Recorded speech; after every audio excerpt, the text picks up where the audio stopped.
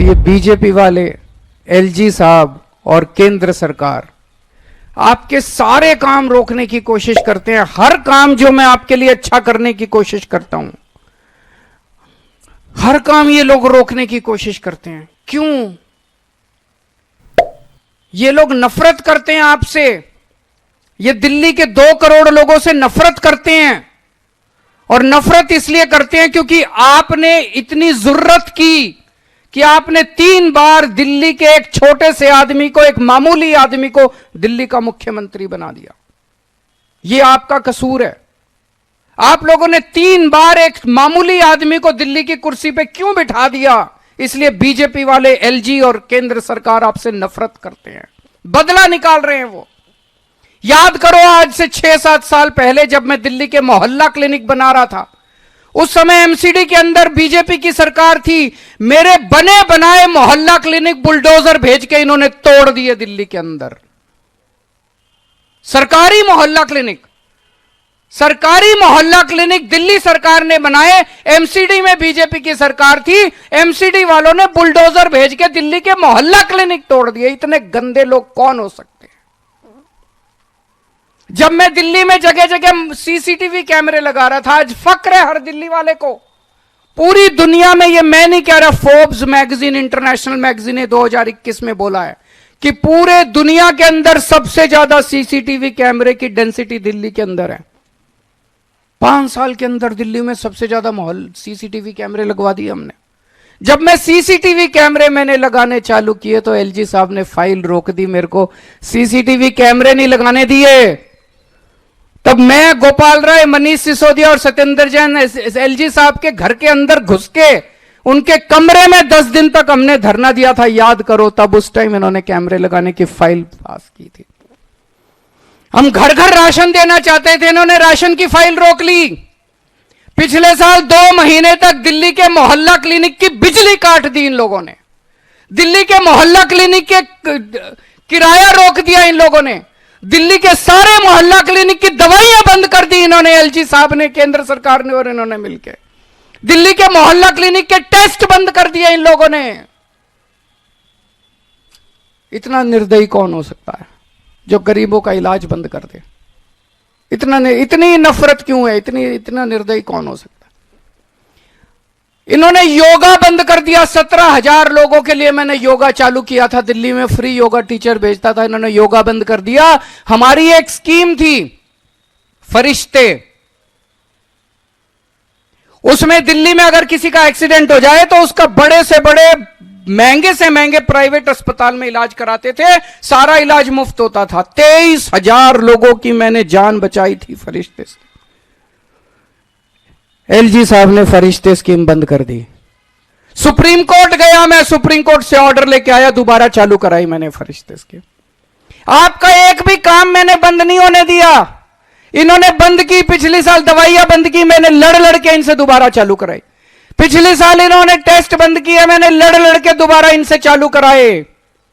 मैं ये पूछना चाहता हूं, आपने 7 एमपी बनाए थे, वो 7 एमपी कहां थे जब आपकी दवाइयां बंद की जा रही थी, जब आपकी पढ़ाई बंद की जा रही थी, जब आपके योगा बंद किया जा रहा था, जब आपके अस्पतालों की दवाइयां? कहां थे ये 7 एमपी? ये तालियां बजा रहे थे। ये तालियां, जब आपके घर में कोई बीमार होता है ये एमपी ताली बजाते हैं, बड़ी खुशी मनाते हैं, पार्टी मनाते हैं, दिल्ली वाले बीमार पड़ गए। जब आपके बच्चों की पढ़ाई रुकते हैं ये एमपी तालियां बजाते हैं, खुशियां मनाते हैं, पार्टी करते हैं। जब आपके बच्चे तरसते हैं किसी चीज के लिए, जब आपके घर के लोग तरसते हैं किसी चीज, ये एमपी ताली बजाते हैं। ऐसे लोगों को हमने पाल रखा है, दूध पिला रहे हैं हम ऐसे लोगों को। क्यों? जब संसद के अंदर ऑर्डिनेंस पास किया जा रहा था, दिल्ली के लोगों का हक छीना जा रहा था, कहां थे ये 7 एमपी? ये 7 एमपी तालियां बजा रहे थे। एलजी के पास जा जाके ये 7 एमपी आपके काम रुकवाते हैं। क्यों देते हैं हम ऐसे लोगों को वोट?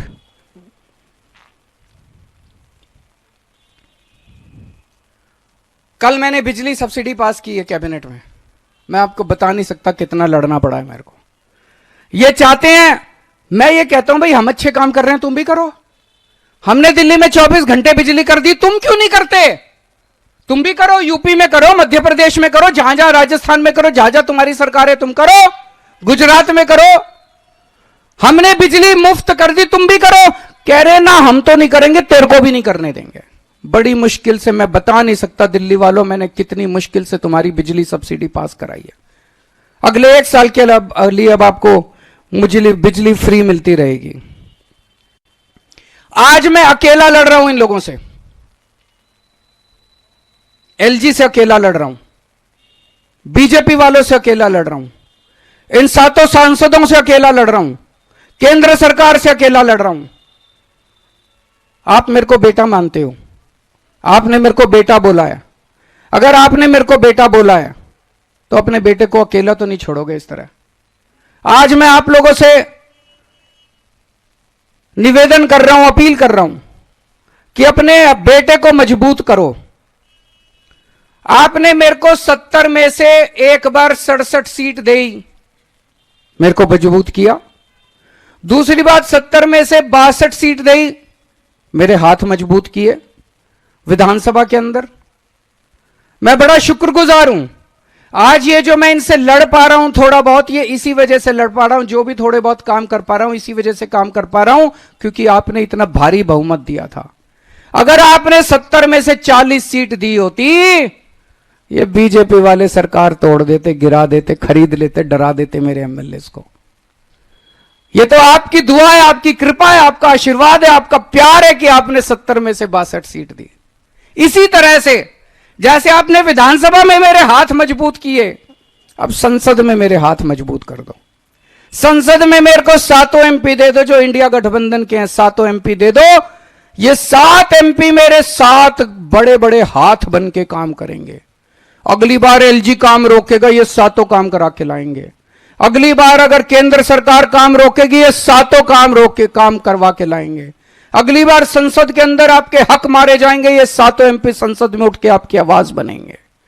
मैं आज आपसे यही मांगने के लिए आया हूं, ये 7 एमपी अगर हमारे आ गए तो आपके बेटे के हाथ मजबूत होंगे, किसी की हिम्मत नहीं होगी कि आपके काम रोक पाए। और ये तो कहते हुए घूम रहे हैं चारों तरफ, हमारी 370 आ रही है, हमारी 370 आ रही है, हमें नहीं चाहिए दिल्ली वाले। आपकी जरूरत ही नहीं इनको। खुलेआम कह रहे हैं 370 आ रही है, हमारी 370 आ रही है। इनको दिल्ली वालों के वोट चाहिए ही नहीं, इनको दिल्ली के सांसद चाहिए ही नहीं।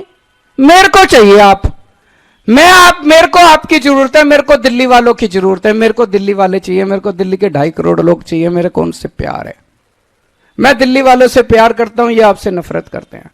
मेरे को दे दो, मेरा एक वॉलंटियर, मैं आपके घर घर आऊंगा वोट मांगने के लिए। ये नहीं आएंगे, इनको नहीं चाहिए। अहंकार हो गया इनको, बहुत अहंकार है। जिसको वोट चाहिए उसको दो ना, जिसको वोट नहीं चाहिए उसको वोट क्यों दे रहे हो। और अभी महिलाओं के लिए मैंने ऐलान किया है 1000 रुपए। मैं देख रहा था टीवी चैनल पे, महिलाएं बड़ी खुश हैं। हर टीवी चैनल वाला सड़क पे जाके पूछ रहा, महिलाएं बड़ी खुश हैं। और हर महिला कह रही अच्छा, यकीन नहीं हो रहा महिलाओं को। अच्छा होगा क्या, होगा क्या, ऐसा हो सकता है क्या, ऐसा भी हो सकता है क्या।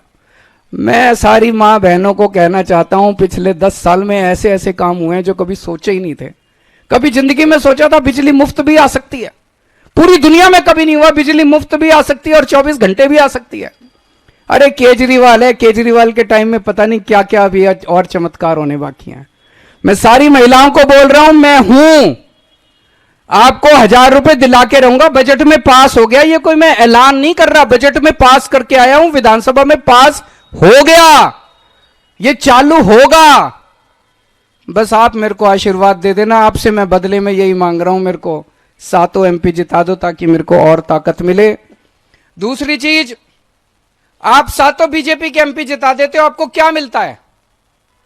केवल और केवल आपके काम रोकने का काम करते हैं और कुछ नहीं करते ये। आप 7 बीजेपी के एमपी जिता देते हो, आपको क्या मिलता है। केवल और केवल आपके काम रोकने का काम करते हैं और कुछ नहीं करते ये। व्यापारियों को इतनी तकलीफें हुई हैं पिछले 10 साल में। एक बार नोटबंदी आ गई, एक बार जीएसटी आ गई, एक बार वो हीरे के व्यापारियों के ऊपर कुछ इन्होंने लगाया था। कितनी बार व्यापारियों, कभी दिल्ली के एक भी सांसद ने आपकी आवाज उठाई। व्यापारियों से मैं पूछना चाहता हूं दिल्ली के, कभी एक भी सांसद ने आपकी आवाज उठाई। हिम्मत ही नहीं है। किसी बीजेपी के एमपी की हिम्मत ही नहीं है जो आपकी आवाज उठा दे, तुरंत उसको दो ऊपर से डंडा मारेंगे ये लोग की खबरदार तूने जो बीजेपी के खिलाफ बोला। मैं आपकी आवाज बनूंगा, हमारे सातों एमपी आपकी आवाज बनेंगे। दिल्ली के अंदर डीडीए है, हमारी चलती नहीं डीडीए पे, सातों एमपी दोगे तो आपकी आवाज उठाएंगे, डीडीए में आपके काम करा के लाएंगे। दिल्ली पुलिस इनके अंडर में है, सातों एमपी आप हमें दोगे, दिल्ली पुलिस में आपके सारे काम करा के लाएंगे। दिल्ली में इतनी सारी केंद्र सरकार की संस्थाएं हैं, किसी में आपकी आवाज नहीं है, दिल्ली वालों की आवाज नहीं है। इन सारी जगहों के ऊपर ये दिल्ली के एमपी आपकी आवाज बनेंगे। तो अब हमारे अगले महीने 2 महीने में जब भी चुनाव होता है तब तक हमारे कार्यकर्ता एक एक घर में जाएंगे, 2 या 3 बार पूरी दिल्ली का राउंड लगाया जाएगा। आके आपके पैर छुएंगे, हाथ जोड़ेंगे, विनती करेंगे, अपील करेंगे, आपसे प्रार्थना करेंगे और आपसे वोट मांगेंगे। इनको वोट नहीं चाहिए, मेरे को आपका आशीर्वाद चाहिए।